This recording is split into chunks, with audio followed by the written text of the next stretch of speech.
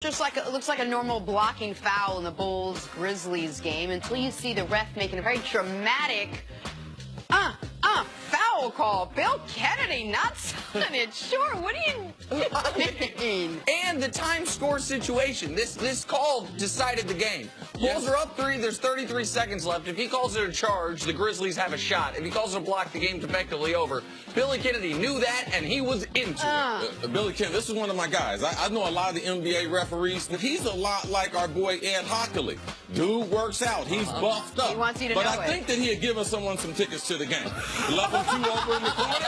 I mean, because the players are out this way. The charge is supposed to go this way. He goes over. I got 2 over here on the side. Let me get my money's worth. Let me get my money's worth. I love it. I mean, he's into his body now. Oh, he is. Man, he's in shape. Well, so are we, and I'm not doing that. He wants the whole world to know. Now, there is nothing more frustrating. I mean, you can speak to this if you're playing in a basketball game and there's the block charge call and the referee emphatically, almost jubilantly makes the call against you, either this one for the charge or that one. This is as emphatic as I've seen. No. If you get the call in your favor, that's the time you go over to him and give him some assistance. Oh, yeah, and keep it there. Good call, baby. Good call. Good call. Awesome. Bill, there were your 15 minutes. I'm glad y'all didn't tell me about that.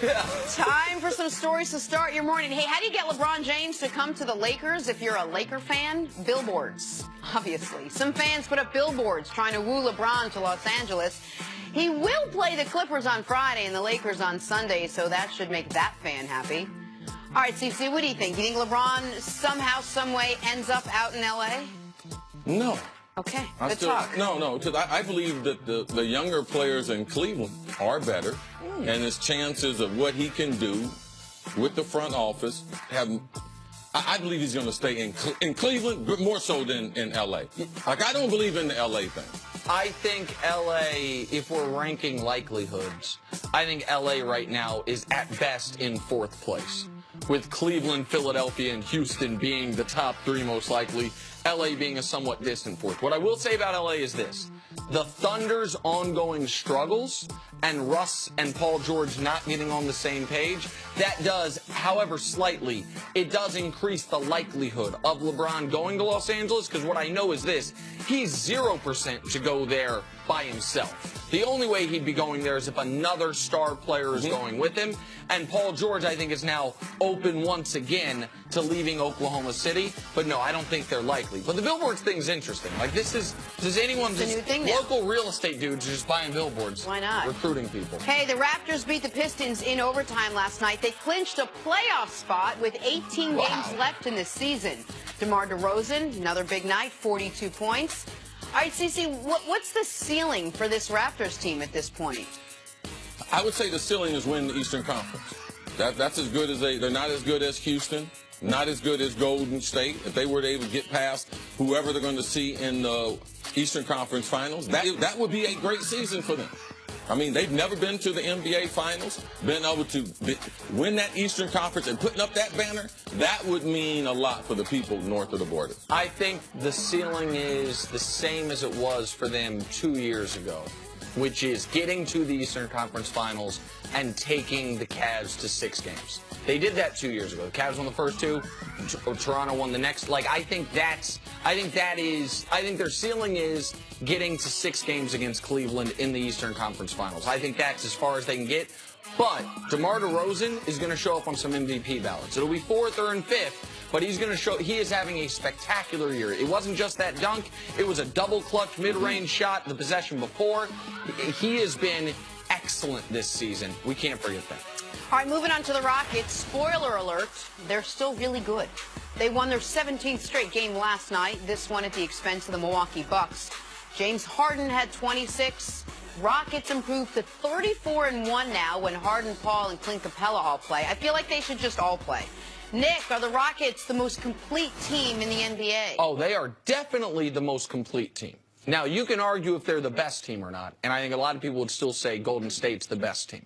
But as far as the most complete team, a team that doesn't have any holes, a team that can beat you in different ways at different paces with offense or defense, with bench scoring, with starter scoring, with three-point scoring, or with transition scoring, the Rockets are a team that checks every single box. The only thing they don't have is a true low-post scorer.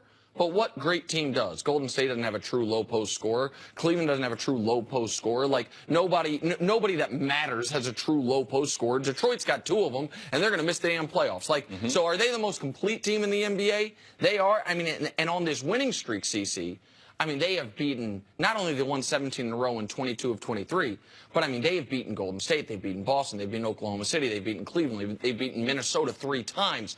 They have beaten some of the best teams in the league on their way throughout this winning streak in this last 2 months of great basketball. This becomes very difficult, just the wording, the most complete team, because Golden State is so exceptional in certain areas that maybe they might not be as good in another area. So complete, like, does that mean the best? You know, to me, I'm still worried about the coach, D'Antoni. I'm still worried about, in a 7-game series, what adjustments he's going to make when the game changes. So from a coaching standpoint, I have more confidence in Steve Kerr. Now, there is something that the Warriors have never dealt with. That is postseason pressure. Last year with Kevin Durant, they skated through. Now, the previous 2 times they were in the playoffs, they did have a couple little hiccups, but with Durant, they've never struggled in the playoffs. So I would say the same thing for Houston. We're worried about them in the playoffs. Well, what if someone gets a 2-1 lead on Golden State? How do they respond to that with Kevin Durant? That's something that we haven't seen. But we know they have the championship pedigree. So, yes, right now we might say Houston is more complete. But in stressful situations, who is better from a coaching standpoint? I would just say right now I give the advantage to Steve Kerr. Why? Because I've seen it. And I haven't seen Houston do it. So right now, in March, complete. But yes, but Golden State is so good.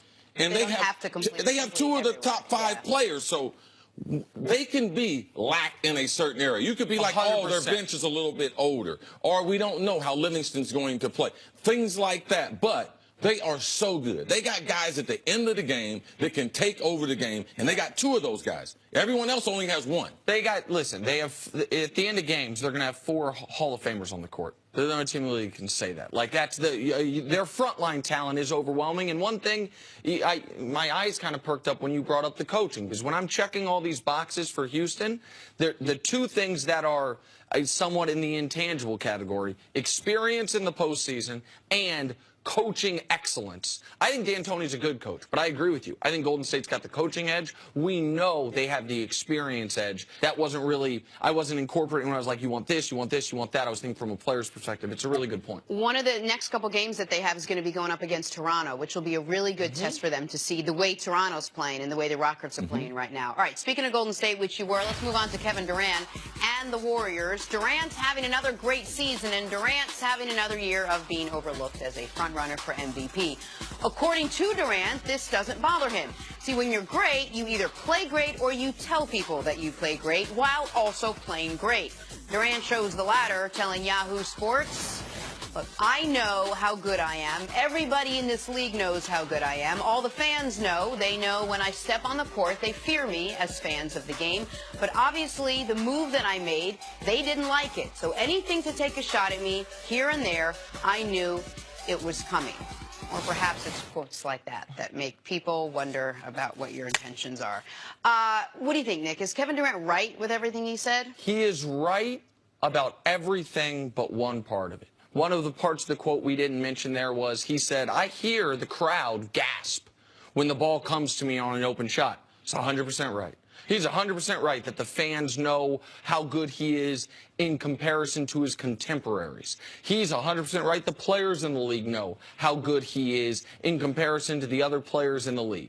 The one thing Durant is not taking into account there, or maybe just doesn't care about, but me as a guy that loves the history of the game, I do care about, is what his move to Golden State has deprived us of figuring out is how you can actually place him in the all-time pantheon. Because he's a guy with all-time pantheon ability. He's a guy that absolutely has the skill set and theoretically the accomplishments to be considered one of the 10 greatest players ever. For his career, he gives you 27 a game on better than 49% shooting. Here's the full list of guys who have done that. Durant, LeBron, Jordan, and Wilt. Like, he is in that, he could end up in that discussion. But it's going to be so hard because everyone in that top 10 all time has on their resume a championship where we look at and say they were the unquestioned, clear-cut alpha on their team, leader who carried their team. Kobe got that with his second run of championships. Shaq got that with the first run. We can go down the list. LeBron didn't get it until 2 years ago in Cleveland. So that is the one thing that if Durant stays in Golden State with Steph for the rest of his career, that we won't get to find out. But the rest of it, what he's talking about in the here and now, I got no problem with what he said, and I think what he said's correct. All the players in the top 10 as far as NBA ranking all time, every one of them you can poke holes in their resume. Every one of them you can poke holes in what their legacy is. But for me, before Kevin Durant went there, he didn't have no legacy. He wasn't going to be no winner. He was going to get ready to score a lot of points, a lot like Melo, score a lot of points, be a phenomenal scorer, but not a champion. And your legacy changes when you are a champion. So without the move to Golden State, we'll say, man, he might not have won a championship. So when you don't have a championship, you're already down a couple tiers of the greatest players ever. To me, you also have to judge him on the time for which he played. It's the time of the super team. Kevin Durant was a free agent. He lived out his obligation in OKC. He don't have to stay there to prove himself for a legacy standpoint to me. It's about, man, how do I get better? And going to Golden State, it made him a better player. I could care less if he was playing with people who couldn't see out there. Being the best in the NBA, and I think that his relationship with LeBron and the things that he said, he gets a lot of validation from LeBron, who's one of his best friends. Kevin Durant is a phenomenal player. People do gasp when he gets the ball. Yes, the thing that Kevin didn't mention was, I ain't got no problem with what you do on the court. The only issue I had was the stuff that he did off the court that seemed petty. It seemed immature. It seemed not becoming of one of the greatest players ever. He left that part out. So I have no problem with him going to Golden State. Yes, you might give him criticism, but he's got to do what's best for his career. And to me, he didn't have a legacy until he went to Golden State and was able to win a championship and win the MVP in the finals. Before we take it off court, I just want to ask you one thing, because you mentioned he wouldn't have had a legacy without winning a title. I firmly believe had he stayed in Oklahoma City, they could have won a title. I mean, they were up 3-1 on the Warriors, and it took one of the greatest performances in a playoff game ever by Klay Thompson for them to not go to the finals, a finals they would have been favored over Cleveland in. Now, I don't know if they would have beaten Cleveland, but I don't look at KD. But now that question is answered, though. You're talking about, well, if he would have stayed there, they would have had potentially a chance. Now that variable's moved. He's a champion. He is. He's the MVP of the finals. Mm-hmm. So, why doesn't he have the right, like any other player, to move to another team? No. It's not about him not having the right. And I've never said he didn't have the right. And I understand that. And part of this is selfish on my behalf. What if he didn't believe in the organization? What if he didn't believe in Russ? Recognize all that. And which is why, for a lot of people, myself included, all of those would have been. He could have gone to 28 teams and not gotten hardly any criticism. He went to the one team he was going to be hyper-criticized for joining, or one of two. I guess if he had teamed up with LeBron, he would have been criticized as well. But the point, you mentioned you can poke holes in the resumes of the top 10 guys all time.